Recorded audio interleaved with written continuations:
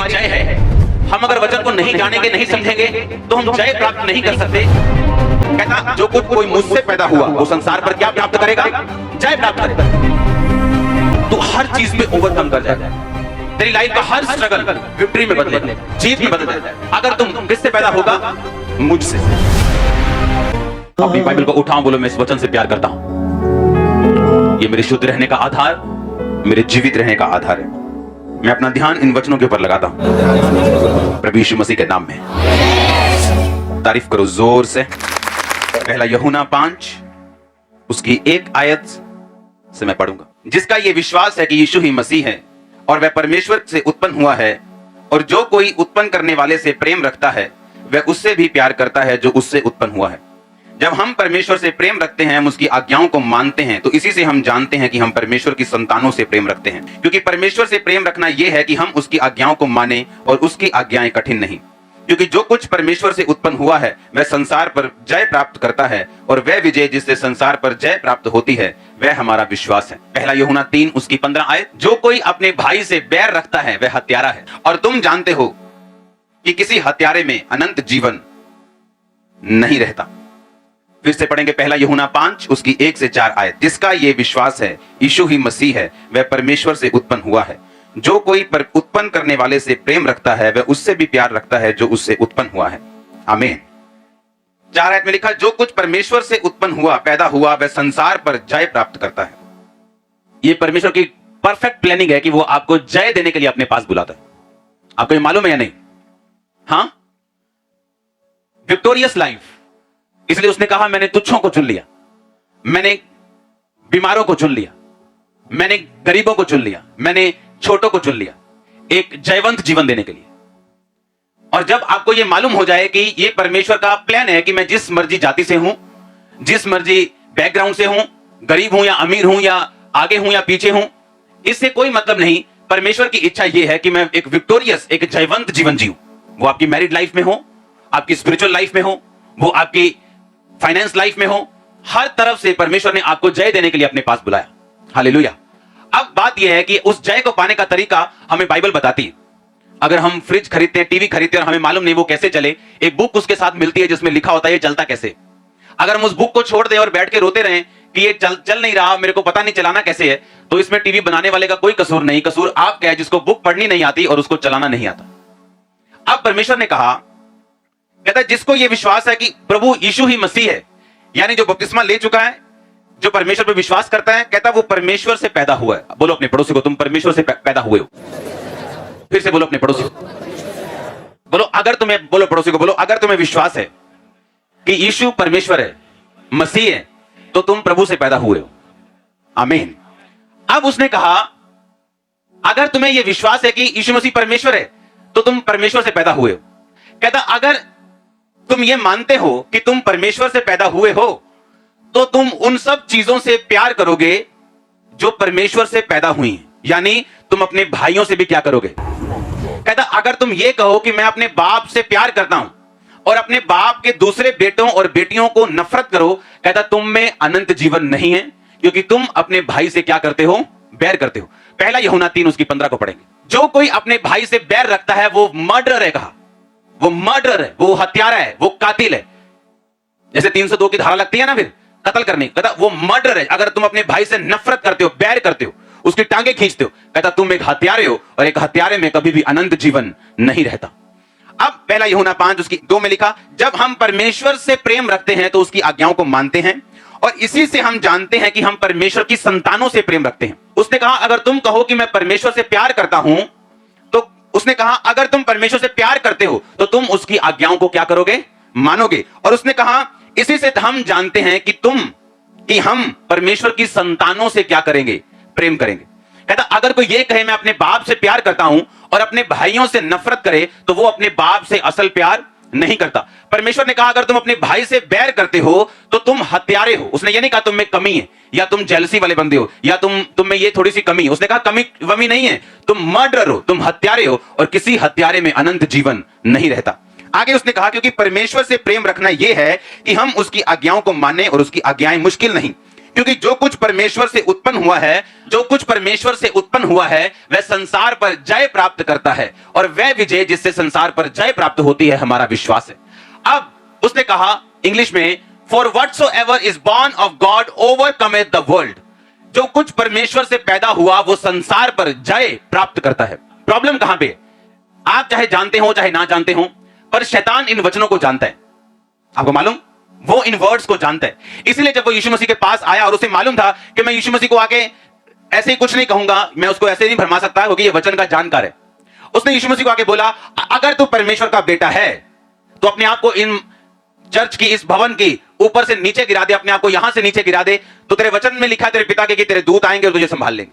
और परमेश्वर जो वचन जानते थे, उसने कहा शैतान ये भी लिखा है कि तू अपने परमेश्वर और प्रभु की कभी भी परीक्षा ना कर।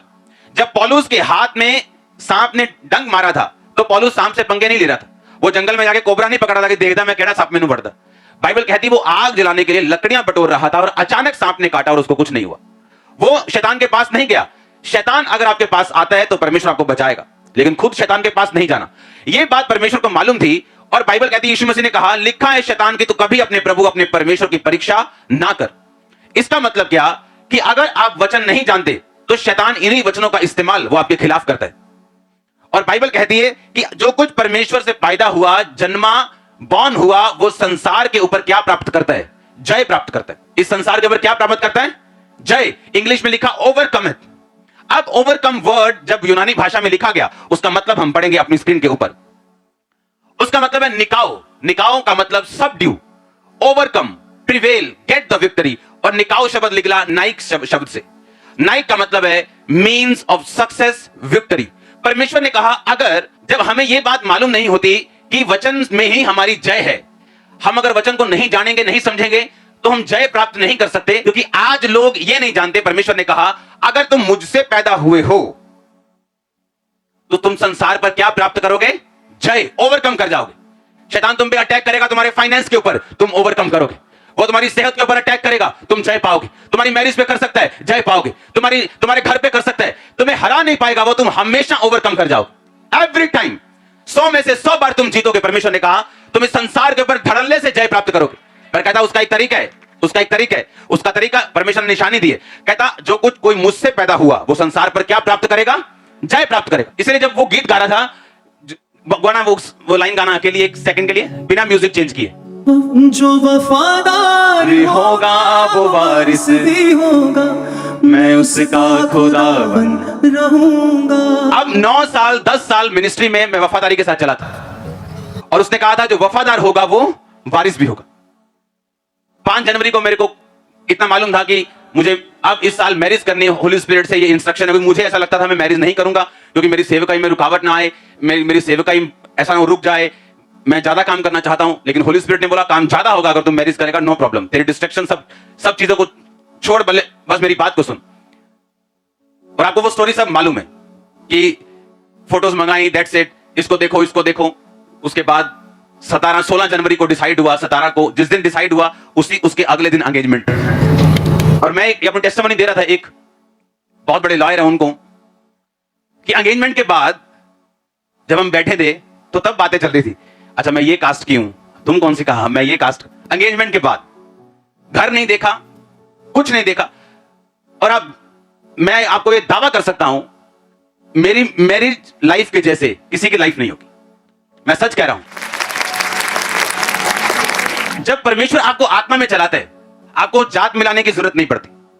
फिर वो बताती थी, अच्छा मैं कहां से हूं, मैं ये एक अरोड़ा खत्री होते हैं उनसे, अच्छा तुम, मैं रविदास से बिरादरी से हूं, अच्छा मेरा घर इस गांव में, अच्छा मेरा यहां। एंगेजमेंट के बाद की बात कर रहा हूं, पहले की नहीं। जब हम शरीर से चलते हैं, अच्छा जात मिलनी, अच्छा पैसा मिलना चाहिए, अच्छा सब कुछ मिलना चाहिए, बाद में चाहे चितर पनीर की रोटी भी घर रोज पके। क्यों? अगर हम स्पिरिट में चलेंगे। उसने कहा कि तू मुझसे पैदा होगा तू हर चीज पे ओवरकम कर जाएगा। तेरी लाइफ का हर स्ट्रगल विक्ट्री में बदलेगा, जीत में बदल जाएगा। अगर तुम किससे पैदा होगा? मुझसे। अब परमेश्वर ने कहा अगर तुम मुझसे पैदा हुआ है तो उसकी एक निशानी होगी, तू उन सबसे प्यार करेगा जो मुझसे पैदा हुए। अगर तेरे में यह बात नहीं है तो तू झूठा है, मर्डर है, तू हत्यारा है। आप जानते हैं हेवन फुल ऑफ सरप्राइजेस होगा, क्योंकि जिन लोगों को आप स्टेजेस पे देखते हैं वहां पे वो लोग नहीं होंगे। बहुत से लोग जिनको आप बड़े बड़े स्टेजेस पे देखते हैं वहां नहीं होंगे, और आप हैरान होंगे ये कैसे हो गया, ये तो फलाना नहीं है वहां रहता था, और आपको मालूम होगा कि ये स्वर्ग में है ही नहीं। सामने से हालेलुया बोल के सरमन देना या मिनिस्ट्री करना या गाना या बैठना या बिलीवर बनना या वॉलंटियर बनना, इस बात से आप स्वर्ग नहीं जाते जब तक आप अंदर से अपने भाई से प्यार नहीं करते। और आज इस चीज में लोग फेल हो चुके हैं, टोटल फेल। और परमेश्वर क्या कहता है, और नुकसान किसका है? नुकसान उसका नहीं जिससे नफरत की जा रही है, वो हमेशा आपको बढ़ता मिलेगा। नुकसान उसका है जो नफरत कर रहा है, क्योंकि परमेश्वर ने कहा फिर तुम में अनंत जीवन नहीं रहेगा। जब वो अपने फाइनेंस में चलेगा उसको तरह तरह के एक्सक्यूज मिलेंगे। अच्छा अगर ये होता ना तो फिर आप देना ही कम, ज्यादा होता ना यार फिर सेट हो जाना ही कम। अपनी फैमिली में, अपनी लाइफ में, अपने आसपास उसको वो कभी वो रिलीज, वो ब्लेसिंग, वो फ्लो कभी नहीं मिलता जिसकी वो एक्सपेक्टेशन रखता है परमेश्वर से कि ऐसा मेरी लाइफ में हो या मेरी फैमिली में हो या मेरे फाइनेंस में हो या मेरी मिनिस्ट्री में हो। उसको कभी ऐसा नहीं मिलता, क्योंकि अनंत जीवन, इटर्नल लाइफ जो सिर्फ स्वर्ग से शुरू नहीं होती, जिस दिन आप क्रिश्चियन बनते तब से शुरू होती। वो आपके फाइनेंस में फ्लो करती, आपके शरीर में फ्लो करती, वो आपके परिवार में फ्लो करती, आपके मानसिक जीवन में फ्लो करती, स्पिरिचुअल लाइफ में फ्लो करती। और जब वो आपकी लाइफ में फ्लो करना शुरू करती है, आपकी लाइफ में लाइफ बढ़ती, आप जीवित होते हैं अपनी हर एक पहलू में, हर एक चीज में आप जीवित होते हैं। और जब आप बैर करते हैं, नफरत करते हैं, वो आप नहीं जानते वो चीजें गायब हो जाती। आप दुनिया के सामने वही रहते हैं, आपकी शक्ल चेंज नहीं होती, पर आपकी स्पिरिचुअल पोजीशन जो है वो बदल जाती। फिर से पढ़ेंगे इसको, पहला यूहन्ना 5। जिसका यह विश्वास है कि यीशु ही मसीह है, वह परमेश्वर से पैदा हुआ है। जो कोई उत्पन्न करने वाले से प्रेम रखता है वह उससे भी प्यार करता है जो उससे पैदा हुआ हो। यानी जो कोई परमेश्वर से प्यार करता है वह उससे भी प्यार करता है जो परमेश्वर से पैदा हुआ हो।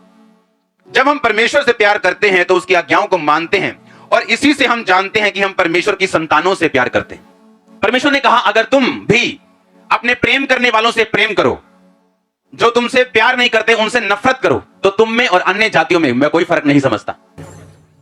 आज बड़ी बड़ी बातें करने से ये बेटर है कि कलीसिया अपने बेसिक में चले। एक मकान पे अच्छे से अच्छा पेंट, अच्छे से अच्छा ईंटें, सरिया, अच्छा फर्नीचर, बेस्ट सीलिंग लगा के अगर उसका बेस कमजोर छोड़ दोगे तो एक दिन उल्टा और शर्मिंदगी होगी, क्योंकि लोग बोलेंगे कि क्या बेस्ट से बेस्ट सामान लगाया लेकिन मकान ढह गया। इससे अच्छा यह कि लोगों की परवाह ना करते हुए अपना बेस स्ट्रांग करो, चाहे वो घर थोड़ी देरी से बने, मुश्किल बने, लेकिन जब वो बन जाए वो एक सदा का घर हो। और ऐसा करने के लिए प्रभु ने आपको अपने पास बुलाया। परमेश्वर ने कहा अगर तुम मुझसे प्यार करोगे तो मुझसे जो जन्मा है तुम उससे भी प्यार करोगे, चाहे वो तुम्हारे साथ सेम विश्वास नहीं शेयर करता तो भी, उसकी डॉक्ट्रिन थोड़ी अलग हो तो भी, अगर वो तुम्हारे साथ सहमत नहीं है तो भी। पर कहता अगर तुम बैर करते हो तुम एक मर्डरर हो। परमेश्वर तुम्हें एक मर्डरर की निगाहों से देखता है। आज प्रॉब्लम पता क्या है चर्च में? आज प्रॉब्लम यह है कि जब एक पापी चर्च में आता और छाती पीट के बोलता है, रो के कहता खुदाबंद मैं पापी हूं, और लिखा चुंगी, एक बंदा आता और बोलता है कि परमेश्वर ये चुंगी लेने वाला जो कह रहा है ना मैं पापी हूं, मैं इससे बड़ा अच्छा हूं। आप प्रेयर कर दिया, पता हम प्रेयर करते हैं, पता दान कितना देते हैं, और परमेश्वर ने कहा वो धर्मी और तू पापी। हम जितना मर्जी अच्छा काम कर ले, जब तक हमारा टीचर हमारी कॉपी चेक करके उस पर गुड नहीं लिख देगा तब तक वो सस्पेंस बना रहता है, हाँ या ना। हम जितना मर्जी अच्छा कर ले, जब तक हमारा टीचर उस पर वेरी गुड नहीं लिखता, उसे पास नहीं करता, तब तक वो पास नहीं। आज जब हम बेसिक भूल जाते हैं और बड़ी बड़ी बातें करना शुरू कर देते हैं, एंड में शर्मिंदगी कुर्सी पर बैठ के उन लोगों का इंतजार कर रही, उनको मालूम नहीं, क्योंकि ये होगा, क्योंकि अनंत जीवन किसी हत्यारे में नहीं रहता। वो लाइफ नहीं रहती जो आपकी हड्डियों में बहनी, वो लाइफ नहीं रहती जो आपके फाइनेंस में बहनी, आपकी लाइफ में, फैमिली में बहनी, वो लाइफ नहीं रहेगी आपकी लाइफ में अगर आप बैर करेंगे तो। हालेलुया। अब हम पढ़ेंगे प्रकाशित वाक्य 3 उसकी 21 आयत को। जो जय पाए उसे मैं अपने साथ सिंहासन पर बिठाऊंगा, क्योंकि मैं भी जय पाकर अपने पिता के साथ उसके सिंहासन पर बैठ गया। फिर बोलो जो जय पाए। इसका मतलब यह है प्रकाशित वाक्य एक ऐसी पुस्तक है जिसको आप मान नहीं सकते पूरा, क्योंकि ये एक प्रोफेटिक बुक है, ये तो होना है अभी। ये सिर्फ पढ़ने से ही आपको ब्लेसिंग मिलती है, बोलने से ही ब्लेसिंग मिलती है, इसको सिर्फ देखने से ही ब्लेसिंग बाइबल कहती है आपको मिलती। जब आपने वचन पढ़ा एक्चुअली आप ब्लेस हो रहे हो सिर्फ पढ़ने से, ये इस बुक की खासियत है। उसने कहा जो जय पाए, इसका मतलब ये एक चॉइस ये एक चुनाव है जो आपको करना है। परमेश्वर ने यह नहीं कहा जिसको मैं जिताऊं, परमेश्वर ने कहा जो खुद जय पाए उसको मैं अपने सिंहासन पर बिठाऊंगा, जिस तरह मैं भी जय पाकर अपने पिता के साथ सिंहासन पर बैठ गया। जब आप वचन पे चलते हैं, अपने भाइयों से प्यार करते हैं, आप अपने फोकस को बना के चलते हैं, परमेश्वर आपकी लाइफ में आपको ऐसी ग्रेस देता है, ऐसे आपको शील्ड आपके आसपास ऐसा एक घेरा देता है, आपको इस डिवाइन ईश्वरीय तरीके से वो चलाता है, आपकी अगुवाई करता है। जब आपको कुछ भी नहीं सुन रहा तब भी आपके पांव सही रीति के साथ चलते हैं और वहीं जाते जहां परमेश्वर चाहता है। ये सारा कॉन्फिडेंस, ये सारा विश्वास आप इसे अपनी लाइफ में पर्सनली भी देख सकते हैं, प्रैक्टिकली पूरा होते हुए, अगर हम उसके वर्ड पे चले तो। हालेलुया। और जब वो आपकी अगुवाई करता है, जब परमेश्वर आपके ईश्वरीय रीति के साथ अगुवाई करता है, आपकी सेंसेस उसके साथ मैच नहीं करती। गिदोन को लगता है मुझे और लोग चाहिए, मुझे और लोग चाहिए ये बड़ा काम करने के लिए। परमेश्वर कहता नहीं, ये हजारों में से तुझे कुछ सैकड़े लोग चाहिए जो चपड़ चपड़ पानी पिए, उनको साथ ले जा, क्योंकि युद्ध किसका है? यहोवा का। संग्राम किसका है? यहोवा का। वो अपनी महिमा किसी दूसरे को नहीं देना चाहता। हालेलुया। वो अपनी महिमा किसी को नहीं देता, वो अपनी ग्लोरी। अगर मैं ये बात बोलता हूं, अगर आप यूज हो रहे हैं खुदाबंद के लिए, आप किसी भी चीज के लिए, किसी भी डिपार्टमेंट में, किसी भी काम के लिए, कभी घमंड मत करो, क्योंकि परमेश्वर के पास आपसे बेटर पर्सन अवेलेबल है उसी जगह के ऊपर। और जैसे आप घमंड करेंगे वो आपसे बेटर पर्सन खड़ा कर देगा। और जब हम इस बात को पहचानते हैं कि अगर हम कुछ कर रहे हैं, अगर हम कुछ बोल रहे हैं, अगर हम कुछ प्रेयर कर रहे हैं, अगर हम कुछ कर रहे हैं परमेश्वर के राज्य के लिए, तो ये आपकी ब्लेसिंग है। क्योंकि जब वो जिताने पे आता है उसको हजारों नहीं चाहिए, वो कुछ ही को इस्तेमाल करके बड़ी सेनाओं को हरा सकता है। और ये हमने बाइबल में देखा है। आज अगर आप परमेश्वर के हाथ को पहचान लें और जो भी अपनी लाइफ में आप स्टेप लें, अगर उसमें आप परमेश्वर को सामने रख के ले, आप कभी फेल नहीं हो सकते। अपनी लाइफ की आपकी बिगेस्ट निराशा, जिसमें आपको यह यकीन है कि यीशु मसीह परमेश्वर है, मैं जानता हूं वो बड़े मौजज़े करता है, मैं जानता हूं, लेकिन इस निराशा से मुझे वो निकाल नहीं सकता। मैं आपको बिलीव दिलाता हूं कि जब आपकी लाइफ का डार्केस्ट टाइम होगा और आपको लगेगा कुछ नहीं, और फिर भी आप परमेश्वर में बने रहेंगे, एक रात लगेगी परमेश्वर को सब कुछ बदलने के लिए। और मैं ये पढ़ा पढ़ाया कुछ नहीं सुना रहा हूं, मैं आपको अपनी लाइफ बता रहा हूं। एक नाइट फिनिश, एक दिन लगेगा उसको सारा वातावरण बदलने के लिए, जब वो आपके फेवर में खड़ा हो जाएगा। तो अब प्रॉब्लम यह है, आज का जो बिलीवर है वो परमेश्वर के हाथ को पहचानता नहीं। कैसे? यूसुफ को पोतीफर की पत्नी बोलती है, आजा मेरे साथ सो जा, क्योंकि वो स्मार्ट था। और उसने पता क्या कहा? परमेश्वर मुझे देख रहा है, तेरे पति ने सब कुछ मेरे हाथ में दिया, कनक चावल सब कुछ, तेरे घर की प्रॉपर्टी। अब मेरा कॉन्शियस, बाइबल में कहीं नहीं लिखा था तू व्यभिचार ना करता, वचन नहीं आया था। कहता मेरा विवेक ये कहता है कि ये गलत काम है। बाइबल में कहां लिखा अफीम ना खाओ? लिखा कहीं? तो क्या अफीम खानी सही है? उस टाइम नहीं लिखा था व्यभिचार ना कर, पर उसको मालूम था व्यभिचार करना पाप है। बाइबल में कहीं नहीं लिखा स्मैक ना पियो। स्मैक तो अभी आई है ना, अभी इंसान की ये कुकर्म है उसने बनाई। इसका मतलब यह नहीं कि हम खाएं या पिए, क्योंकि बाइबल में आपको कॉन्शियस दिया, एक विवेक दिया। कहता मेरा विवेक यह कहता है कि जिस परमेश्वर ने मुझे इतनी ब्लेसिंग दी है जिस घर में, उस घर के साथ मैं ऐसा काम ना करूं। उसका विवेक उसको प्रधानमंत्री की कुर्सी पे ले गए। आज प्रॉब्लम यह है, इंसान ये चीज भूल जाता है उसका रूट क्या है, उसकी ब्लेसिंग क्या है, और फिर परमेश्वर उसको फेलियर के रास्ते पे चलाता है कुछ महीने साल, ताकि वो समझे और सीखे उसने क्या गवाया। अगर आप नबूकदनेस्सर को देखें, वो एक ऐसा राजा था जिसने तकरीबन पूरी दुनिया के ऊपर राज कर लिया था। जिस पर राज नहीं था उनके साथ संधि थी। और उसने एक दर्शन देखा कि एक बड़ा पेड़ है जिसकी शाखाएं हैं, जिसके ऊपर पंछी बसेरा करते हैं, और एक आसमान से स्वर्गदूत उतरा। उसने कहा इसको काट दो, इसकी डालियां बिखेर दो, पर जड़ को रखे रहना। उसने कहा मुझे एक बड़ा गहरा स्वप्न आया, और जब बात हुई तो उसे परमेश्वर के जन ने बताया कि स्वप्न का मतलब यह है कि तू ऐसा ऐसा तेरे साथ होगा, तू घास चरेगा, तू पागल हो जाएगा, 3.5 साल 7 साल तक ऐसा तेरे साथ होगा, लेकिन अगर तू पाप छोड़ दे और परमेश्वर को पहचाने तो परमेश्वर अपना मन बदल सकता है। और बाइबल कहती है एक दिन अपने भवन पे टहल रहा था, और ऊंचा भवन और सब तरफ देख के बोलता है ये सारा कुछ क्या मैंने अपनी ताकत से नहीं कमाया? और ऊपर से आवाज आती, राज्य तेरे हाथ से निकल गया।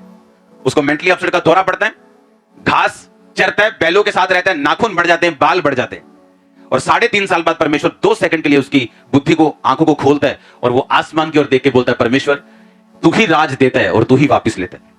और बाइबल कहती है जैसे ही उसने मुंह से कहा, दुष्ट आत्मा उसे छोड़ के चला जाता है, और वो नॉर्मल होता है, अपने सिंहासन पर बैठते हैं और लोगों को बताता है कि चाहे तुम ऊंचाई पे रहो चाहे नीचाई पे रहो, हर जगह हर टाइम परमेश्वर के हाथ को पहचानो अपनी लाइफ में। अगर तुम नहीं पहचानोगे, अगर उस डीप निराशा के गड्ढे में अगर यूसुफ ना पहचानता तो प्रधानमंत्री तक ना पहुंचता, उस कुर्सी तक ना पहुंचता। और अगर नबूकदनेस्सर उस ऊंचाई तक परमेश्वर को पहचान लेता तो बैलों की तरह 3.5 साल घास ना खाता और पागल बन के ना रहता। परमेश्वर ने आपको मौका दिया काम करने का, आप चोरी करना शुरू कर गए। आपको फाइनेंस पे बिठाया, आपने चोरी कर ली। किसी ड्यूटी को दिया, आपने कमीशनें खा ली, चोरी कर ली।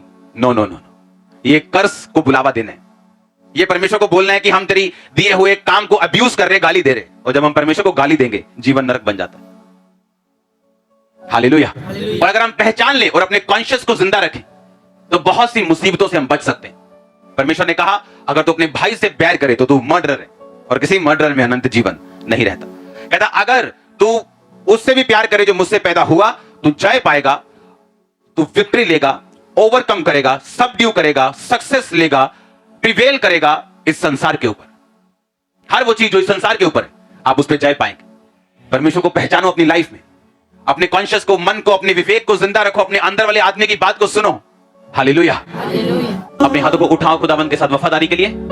अपने गुनाहों की क्षमा मांगो, माफी मांगो, क्लीन लाइफ मांगो, साफ जिंदगी, क्लीन जिंदगी, कॉन्शियस अपना जीवित खुदावंद को बोलो कि वो करे। अपने गुनाहों की क्षमा मांगो क्योंकि बाइबल ऐसा कहती है जब पाप आता है, जब हम कॉन्शियस से नहीं चलते तो शर्मिंदगी उसके बाद में फॉलो करती। खुदावंद को बोलो खुदावंद मुझे हर एक शर्मिंदगी से बचा, मुझे जय दे खुदावंद। मैं अपने भाई से प्यार करता हूं, मैं अपने विवेक के अनुसार चलता हूं। हिलाओ अपने हाथों को और मांगो परमेश्वर से। आज ग्रेस यहां पे मौजूद है, उस वफादारी के अभिषेक और उसके मसे को मांगो।